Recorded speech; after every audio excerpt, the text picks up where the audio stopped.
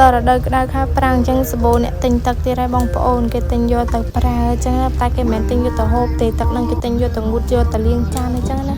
ប៉ុន្តែនិយាយទៅឃើញទឹកបន្លែអញ្ចឹងមិនទឹកវាថ្លាវាអត់ល្អទេនិយាយទៅចង់ថ្លាជាងទឹកដងហ្នឹងទៀតគ្រាន់តែមើលទឹកនោះខ្ញុំឃើញឲ្យខ្វាកហ្មងចង់ចុះលេងហើយឃើញកាយដែលឥតនឹងកុំឆ្ងល់ថាកាយយកធ្វើអីមិនមែនធ្វើចានធ្វើឆ្នាំងធ្វើរូបដំរីធ្វើរូបគោអីណាកាយយកទៅបិទសយោយើងនឹងអាកន្លែងយើងចងកស៊ូបិទកុំឲ្យវាចេញខ្យល់បូមទឹកល្អអញ្ចឹងកុំឲ្យវាធ្លាយកុំឲ្យអីហ៎ហើយតបូមហ្នឹងទៅម៉ោងឡើង4:75ហើយប៉ុន្តែក៏មើលថ្ងៃវិញបើកឡើងក្តៅចង់អាយ៉ះក្បាលបរោយហើយក្តៅម្លឹងណាទ្រាំបានទេដោះស្រោមជើងដោះអីចាប់ផ្ដើមចុះលេងគេដែរហើយចុះទៅដល់ទឹកនឹងត្រជាក់ណាត្រជាក់ស្រុបហ្មងហើយដេញចាប់កូនត្រីក្រាញ់កូនត្រីយ៉ាវ៉ាហើយពេញទឹកនឹងឃើញច្បាស់កន្លែងហ្មងបងប្អូនថាមិនចង់ចុះទេតែចុះហើយអត់ចង់ឡើងមកវិញអញ្ចឹងឃើញអត់ចុះដើរទៅទឹកឡើងត្រជាក់ស្រេបហ្មង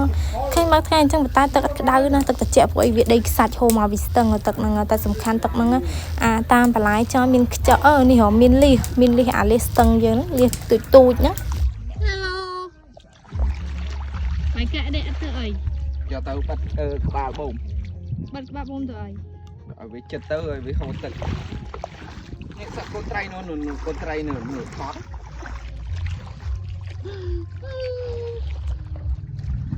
មានតែក្រាញ់ទៀតមាននេះត្រីក្រាញ់ឡើងច្បាស់ហើយអូមិនត្រអត់នេះពេលឃើញអាកូនត្រីនឹងហើយទ្រាំចិត្តមិនបានចេះតែចង់ដេញចាប់វាបលែងលេងមកវាដែរហ្នឹងឃើញវាខ្ជូតពេកក៏ហែលពេញទឹកហ្នឹងអាខ្លះដេកតានីលវិញហ្នឹងមិនបាននៅសុកយកបាច់ជើងមកបោះឲ្យចឹងថាមនុស្សមិនចង់សាមជើងទៅវិញទេឥឡូវយកមកឲ្យសាមស្បែកជើងអីណាទៀតហើយខំដោះស្រោមជើងចុះទឹកទៀតហើយឥឡូវមកបោះស្បែកជើងចូលអីណាយ៉ាប់ហ្មងពូហ្នឹង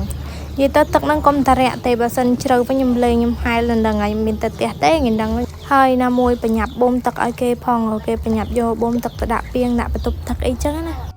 ដាក់មានងាវអត់មានក្រុមអត់ក្រុមមានតាលៀសនេះលៀសមានលៀស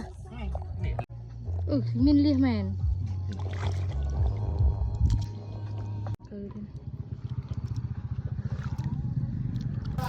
លៀសនឹងឃើញទូចចឹងណាប៉ុន្តែបើសិនយកទៅហាមប្រឡាក់អំបិលមកទៅឆ្ងាញ់ណាជាស្លាប់ខ្ញុំធ្លាប់តិចគេនៅផ្សារព្រោះសัตว์មកកំប៉ុងហ្នឹង 3000 ដែរហ្នឹងឃើញទូចចឹងប៉ុន្តែវាឆ្ងាញ់គ្រាន់តែវាអត់សូវមានសាច់ដូចអាលៀសយើងលៀសធំលៀសតលេលៀសអីទេនេះឥឡូវបានមួយទៀតហើយអានេះគ្រាន់ធំជាងមុនតិចអានេះបើសិនជាបានប៉ាត់ទាំងអស់មកខ្ញុំយកទៅហាលថ្ងៃហ្មងឥឡូវឈប់លេងឯងបញ្ញាប់ទៅបូមទឹកបូមអីនៅលេងនៅសាំតប៉ែរាវលៀសរាវអីនៅនឹងដឹងការស្មើណាបានទឹកឲ្យគេទេនិយាយពីអាអ្នកចាំនៅហ្នឹងឯងទ្រាំឯងយកទឹកទៅឲ្យគេនឹងដឹងស្មើណាទេនេះឥឡូវចាប់ផ្ដើមតម្លាក់សយោរុំខ្សែរុំអីកុំឲ្យវាហៀទឹកចឹងចាំមើលតិចទៀតយកអាដីឥដ្ឋហ្នឹងយកមកបិទប៉ុណ្ណឹងលើហើយបិទកុំឲ្យវាហៀទឹកកង